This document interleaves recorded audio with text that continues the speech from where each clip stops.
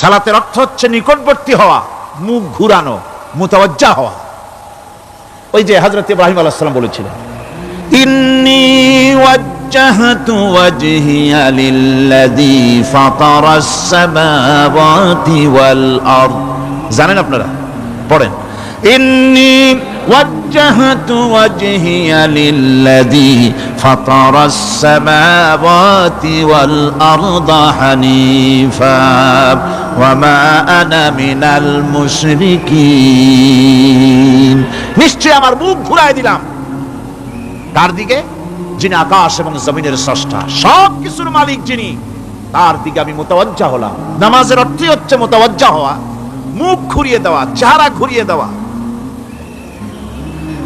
আর নামাজের আরেক অর্থ হচ্ছে নিকটবর্তী থেকে আরো নিকটবর্তী হওয়া।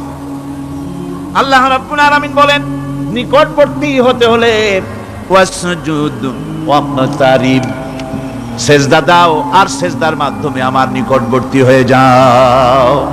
সেজদা দিলেই আল্লাহর নিকটবর্তী হওয়া যায়। কোন সুবহানাল্লাহ।